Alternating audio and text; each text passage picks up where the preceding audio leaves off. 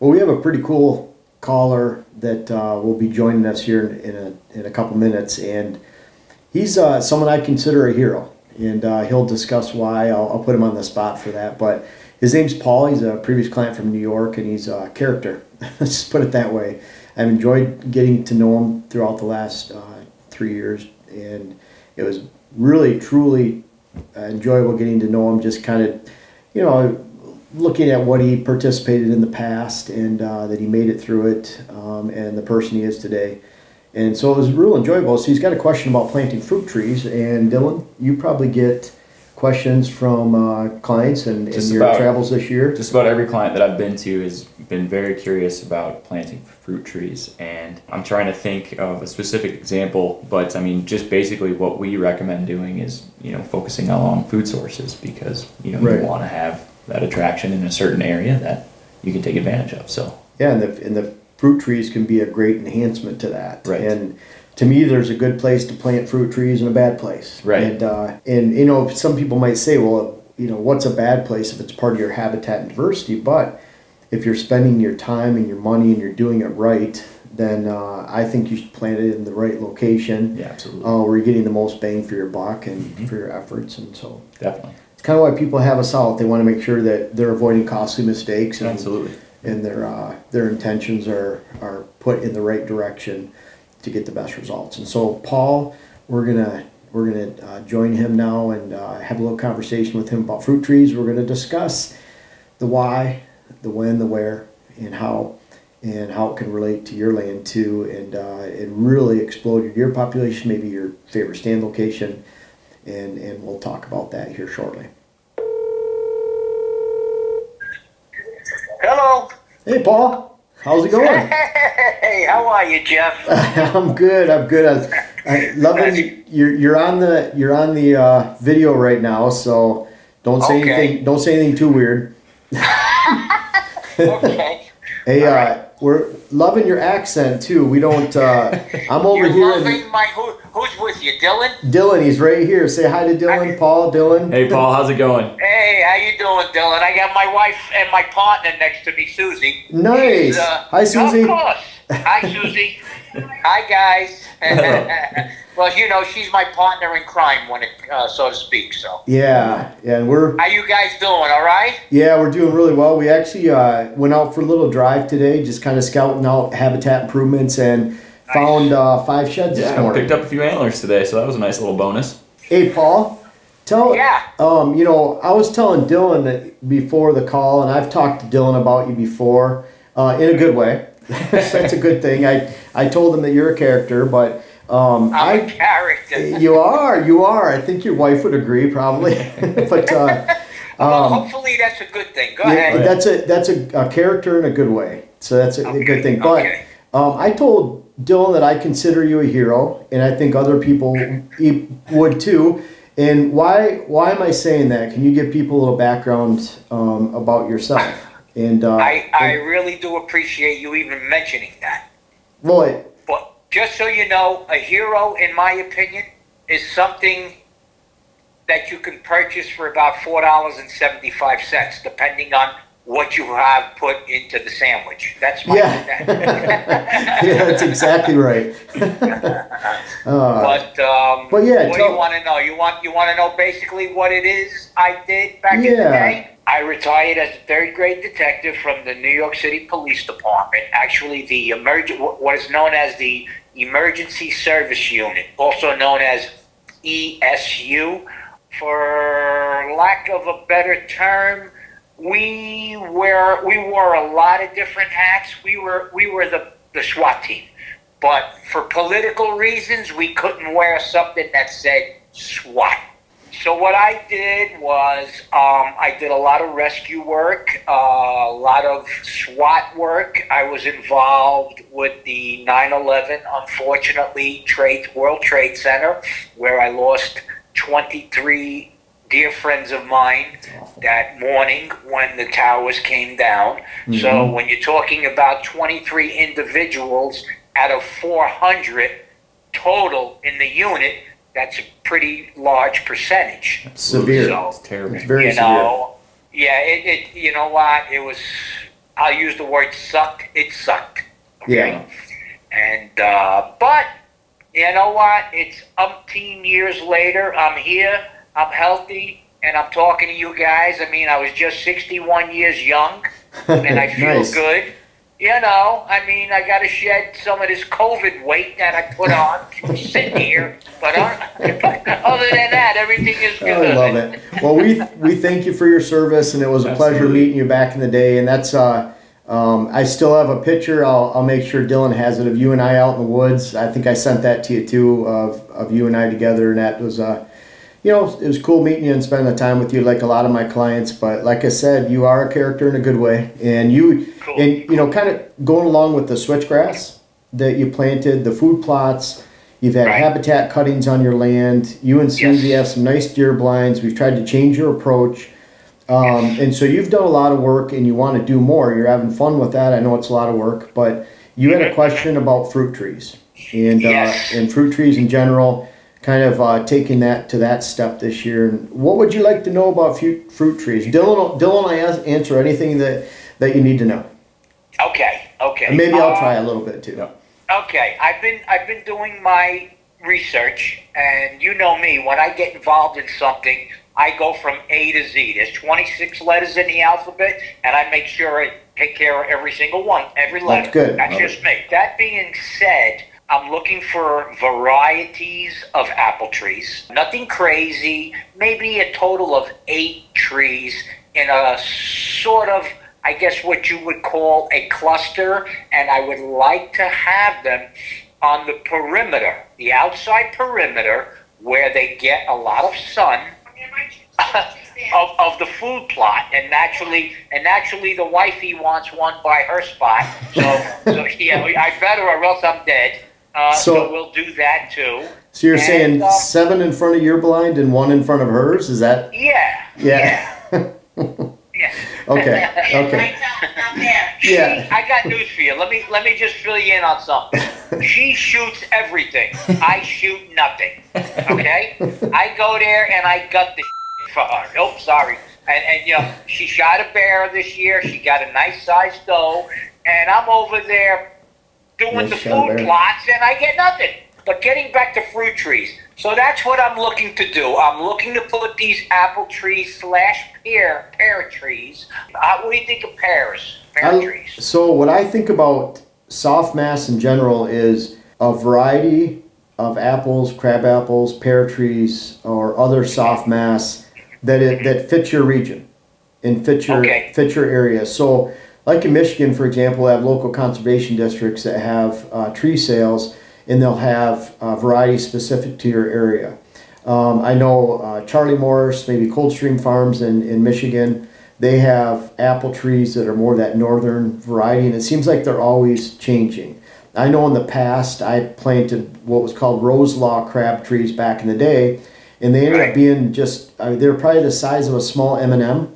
And they are great for wildlife, but not so much for deer that want to eat more like that nickel quarter size. So what I encourage people to do is look at soft mass options in your area that are specific to your area, and then look for a variety. I like your idea of 8 or 10 trees.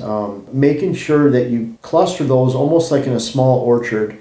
A lot of times I'll see people that'll plant 6 to 8 apple trees in one spot. Maybe you could do that both in front of your blind and Susie's blind. And I like what you said too, you have to have it open to the southerly skies so you actually get that full amount of sunlight during the day. If you're looking at that and you're picking varieties that are specific to your area, then it's hard to go wrong. And when I mean specific to your area, like for example, persimmon trees. Really popular down in, say, southern Illinois, southern Indiana, southern Ohio. I've even seen them over in Delaware, but if you try to plant persimmon trees in New York or Michigan, Wisconsin, Minnesota, North Dakota, South Dakota, it's too far north. And so, unfortunately, I'll see people get so excited about a certain variety or a certain soft mass tree that they'll overlook the fact that it maybe shouldn't be planted in their area. And really, when it comes down to it, I think people overthink it. I'd like to see you have a variety, because then you'll have fruit that's dropping early and late. And don't underestimate crabapple trees. If you get a good crabapple tree that has decent sized fruit on it. Yeah, I think we've all seen that where you're watching an apple tree that you've got 15 different deer making their way to in an evening. It's the draw from one tree is incredible. So if you have different diversity where they're peaking at different times, I think that's really important. Not to mention, depending on the species, one might have a tough year based on the weather that another one is more accustomed to. So then you have that diversity for a year that your pears don't do well, your crab apples might do really well. So I like that for diversity as well. Well, yeah. Well, based on what I've been talking. I've talked to certain people about this. When it comes to these trees, I want to be well-rounded. Okay, let me just leave it to you. Let me put it that way. I don't want to leave any stone unturned. That's just the way I am. My wife. You know what? I'm a country boy at heart. I'm just stuck in this city in plain English. Okay, all right. I'll be honest with you. I'm a country boy. No, we appreciate your honesty. That's why I wanted to have you on here and chat with you too, Paul, because you're brutally honest, and that's a good thing. You might have to bleep out a couple of things, but I'm sure they heard this. I'm sure they heard these 4-letter words before. And guys have been talking to me about these tubes that you put, these tree tubes, which are good for girdling. This is like another language to me. Girdling is when the mice and the voles and all these other little critters try to eat the bark on the bottom. Yes. Which can obviously kill an infant tree, which is something I'm going to try to avoid. So I want to put these tubes, which are well ventilated.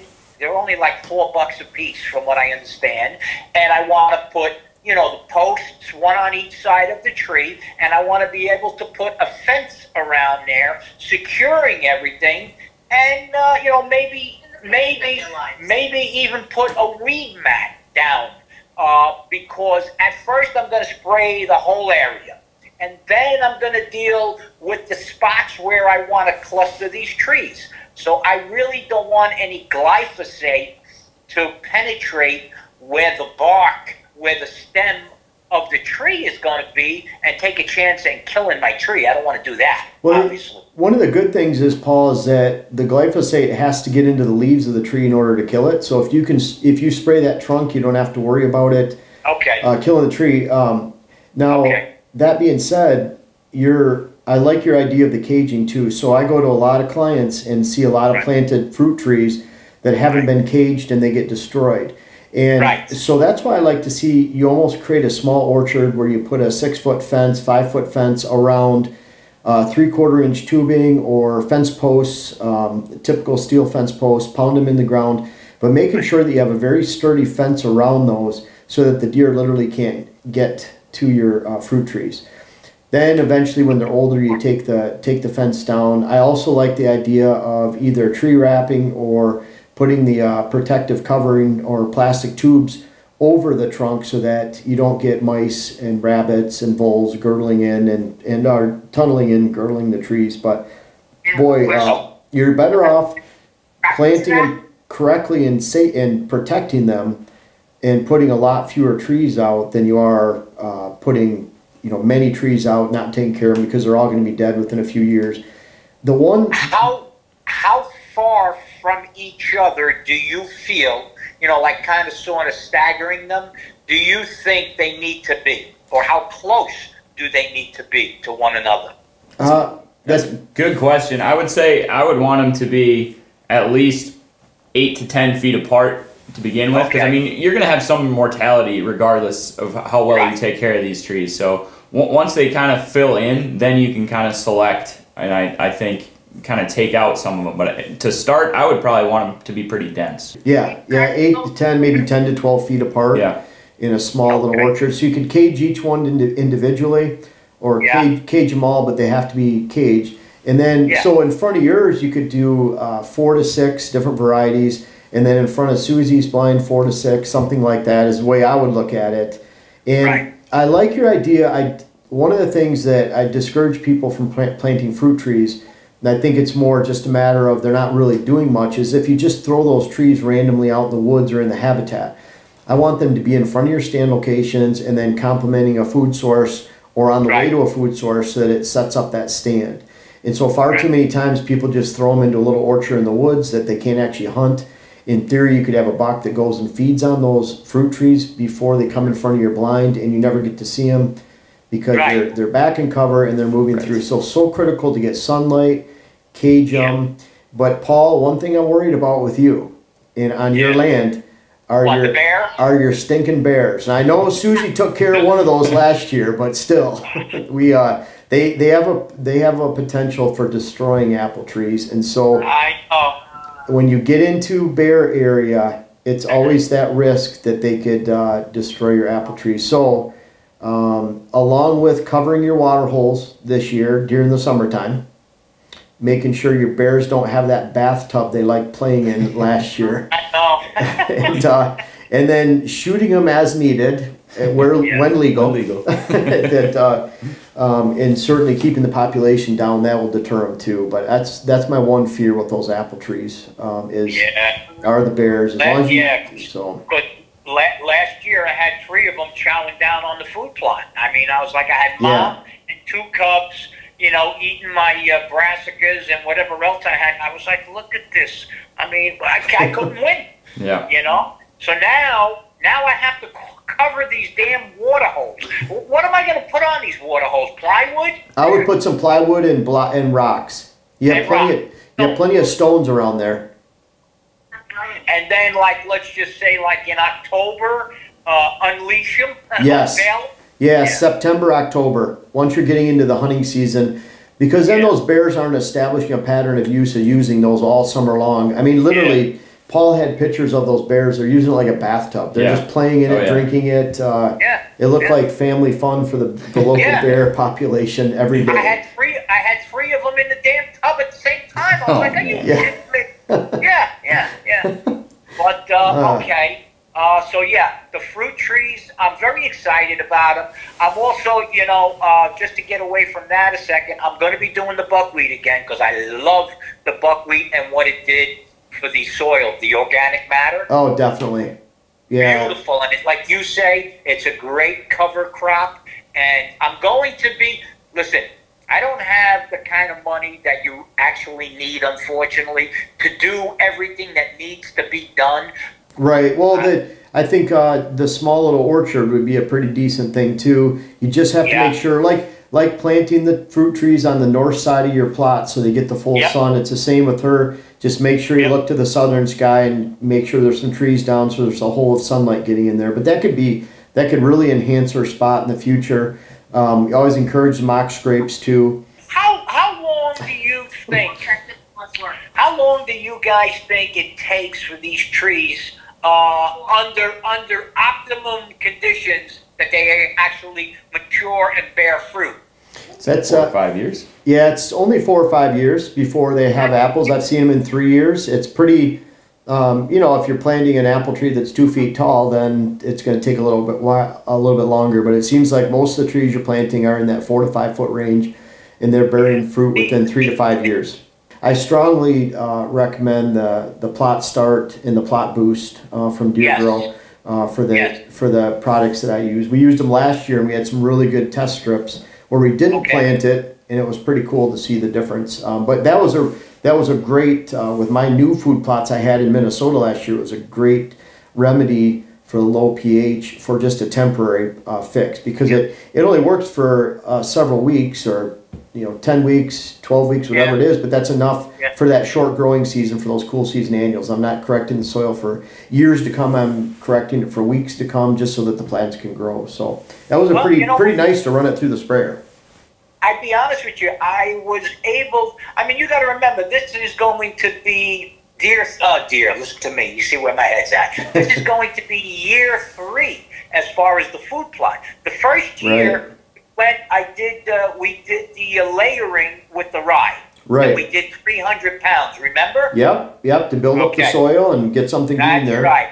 Because we weren't concerned with height, we wanted more of a horizontal kind of thing. Which I accomplished. So the rye was great. The deer, I tell you what, the deer came in, they were like lawnmowers. They did a number on it. Okay? But the good thing about rye is it just kept coming back.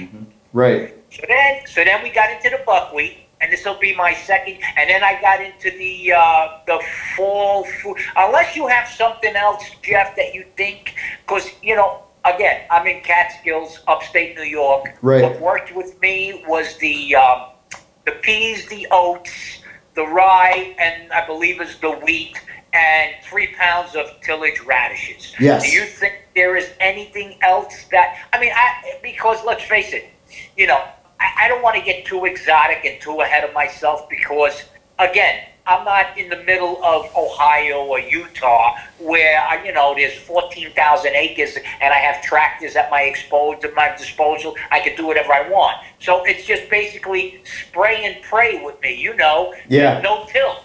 I'm all about no-till, baby. Thank God for you and no-till because you opened my eyes to something which is incredible. Well, you could have pretty plots and very successful plots, and you don't need the big equipment, and that's what a lot of the listeners are like that too. They want to know how they can plant food plots and not buy a $60,000 setup to plant. You can really do a lot with a little. It really is that simple if you just put some time and some effort into it. And listen, all I have is time now, so what the hell?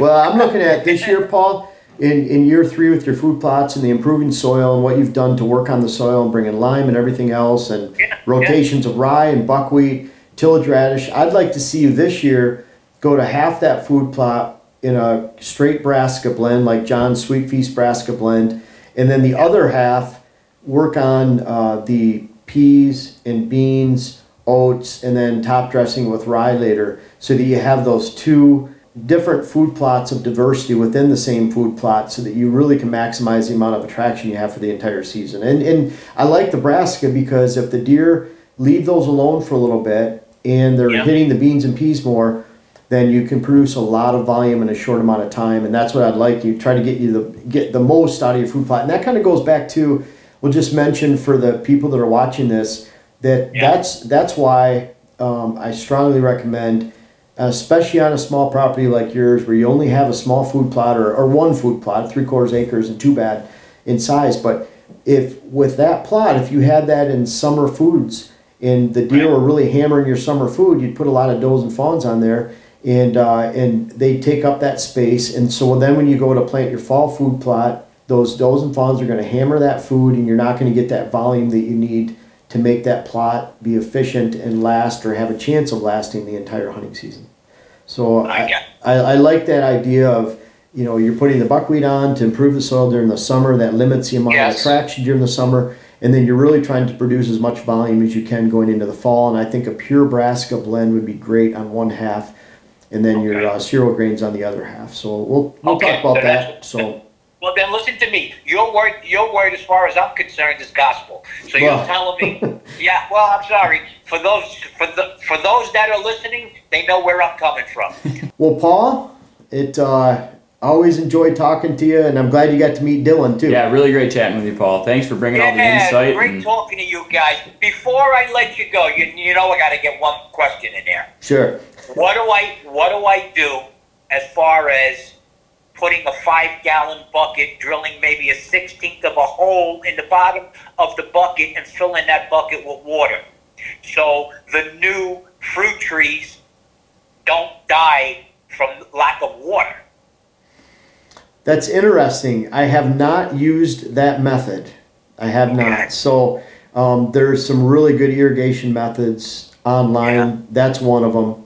But at the same time, you guys are up there fairly often, and I know in the past when I've nursed trees along, it was a gallon of water or 2.5 gallons of water every week, and that seemed to nurse them along. So because we're talking about a tiny little trickle of water coming out of, again, a 16th inch of a hole on the bottom, and it seems like that might just do it. I don't know.